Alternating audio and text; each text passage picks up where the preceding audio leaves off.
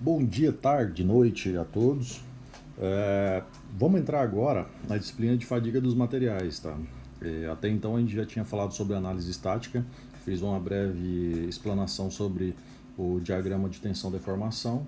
Isso para a gente reavivar qual que era o significado de cada elemento aqui do nosso diagrama, porque isso vai ser revisto lá na parte de fadiga, tá? Partindo para a parte de fadiga. Fadiga é um fenômeno que acontece quando a gente tem cargas repetidas no material que está sendo trabalhado, correto? Então, se há repetição de cargas, independente da forma da repetição, há a possibilidade do surgimento do fenômeno de fadiga, tá? Do surgimento e podendo chegar até mesmo à ruptura.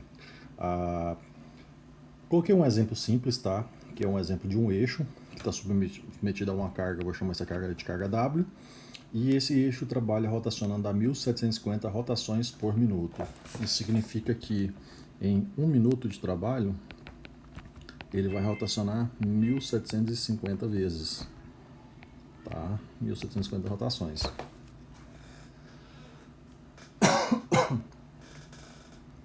Perdão. Voltando, então, o que serão essas rotações e como a fadiga vai ser estudada em função dessas rotações? Como a gente está trabalhando aqui, esse elemento é um eixo que trabalha rotacionando nesse sentido, ele vai se comportar da seguinte forma. Fiz um corte nessa seção, tá? Vou chamar esse corte aqui de corte A. A. Certo? Então esse aqui vai ser meu corte AA. Vou pegar o ponto no corte aqui. Na realidade esse corte tem que ser um pouquinho mais para cá. Deixa eu apagar. Apagar é mais fácil. Certo? Vou fazer um corte exatamente no centro. Considerem que esse seja o centro do material. Vou chamar esse corte de AA, que na realidade vai ser essa seção transversal. Por que a gente vai fazer esse corte? Porque nesse corte eu vou adotar um ponto, tá? O ponto superior do eixo, no tempo zero. Vamos colocar do lado aqui um diagrama de... vou pegar no centro. Isso aqui é uma carga senoidal, tá? Aproximadamente dessa forma. O que a gente vai fazer? Vamos pegar aqui o ponto. Esse ponto que a gente adotou está exatamente no centro. Se a gente observar, a gente tem uma flexão positiva, certo? E lembrando lá dos conceitos de resistência dos materiais, eu vou fazer um corte aqui, tá? Vou pegar esse pedacinho aqui, fazer outra cor, vermelho. Vou pegar esse corte. Então fiz um cortezinho, certo? Vou trazer para cá. Vou dar um zoom. Nesse corte, a gente vai analisar essa seção. Basicamente é preto. Temos essa seção do eixo. Certo? Essa seção do eixo. Nós temos aí o nosso corte. Certo? O nosso ponto está exatamente aqui na parte superior. Tá? Aí o que acontece? Se a gente, lembrando lá das propriedades de resistência dos materiais, a gente sabe que aqui tem uma carga, certo? Ao eu aplicar essa flexão positiva, tá? Eu gero no material uma carga de tração, certo? Na parte inferior. Deixa eu mudar a cor aqui para melhorar. Uma carga de tração na parte inferior e uma carga de compressão na parte superior do material. Lembrando que para que isso aconteça é adotada a segunda teoria de Euler-Bernoulli para vigas, que as seções têm que permanecer planas durante o movimento realizado ou durante a aplicação da carga, né? As seções transversais permanecem planas entre si. Então vamos lá. Se eu tenho essa característica, no meio, aliás, no meu eixo, tá? A gente tem uma característica que é a minha linha, uma propriedade que é a minha linha neutra, tá? No momento da minha linha neutra, eu tenho minha carga zero, tá? que é o movimento, é o ponto de transição entre as cargas de compressão e tração. Tá, mas por que eu estou falando isso? Se a gente pegar o nosso ponto, ele está situado aqui na parte superior. Essa parte superior tem uma quantidade de tensão aqui, ó, tá? Que é em função do momento fletor aplicado, né, e as propriedades diárias. Eu gerei uma tensão. Essa tensão está no campo de tensões negativas, tá? Porque está na parte superior. O ponto que a gente está adotando é exatamente o ponto central do nosso eixo, que é essa parte superior. Então, se ele está negativo, aqui no nosso esboço, ele vai estar... Opa, desculpa, aqui não.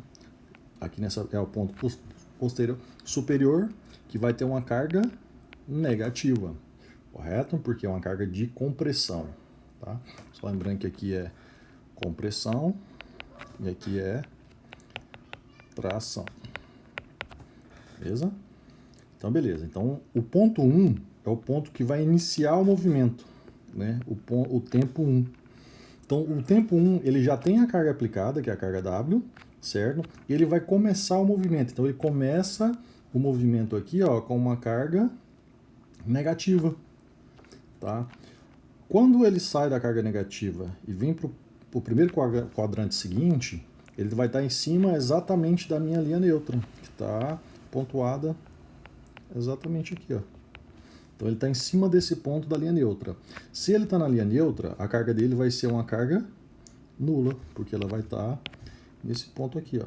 Então, ela vai sair daqui e vai vir para uma carga de nula, certo? Então, no tempo 2, eu tenho uma carga nula, que é uma carga zero.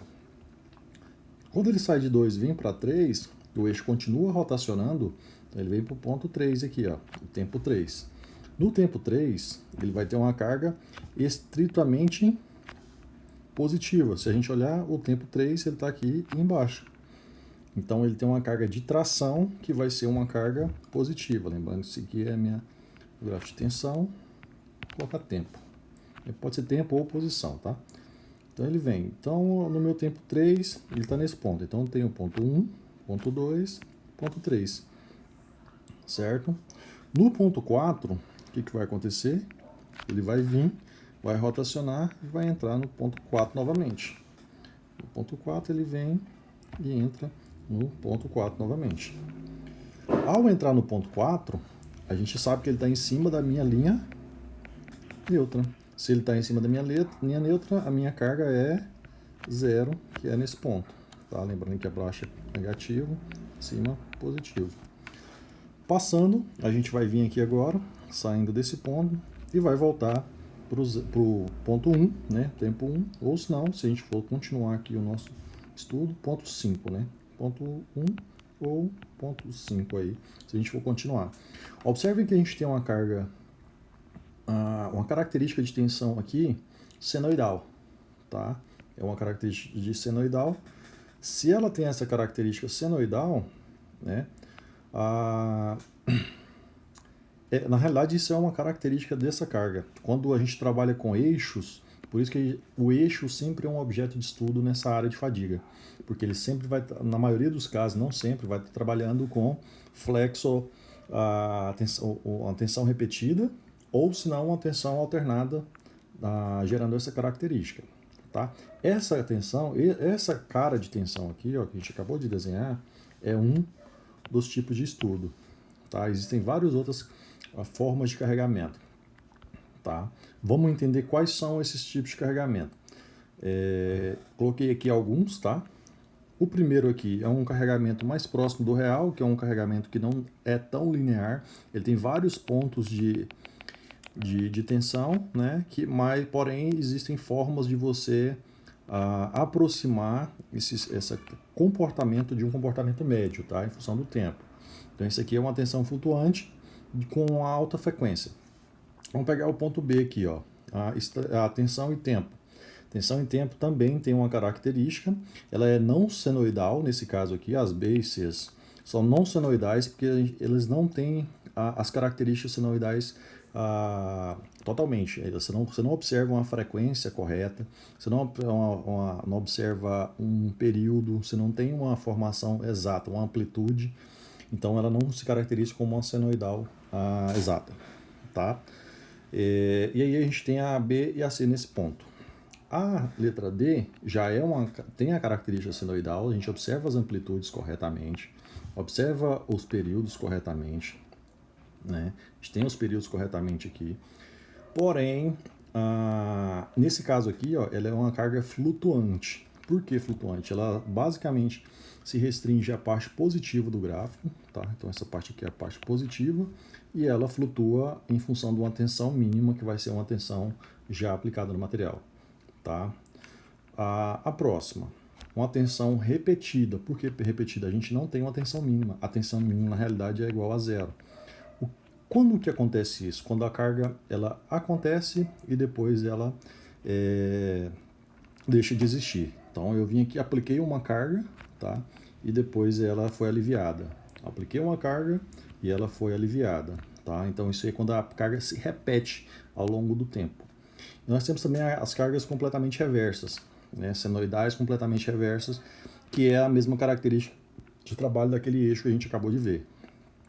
Que vem carga positiva, carga neutra, carga negativa, carga positiva, neutra e assim se repetindo ao longo do tempo. O interessante dessa daqui é que a tensão média dela vai ser sempre igual a zero, tá?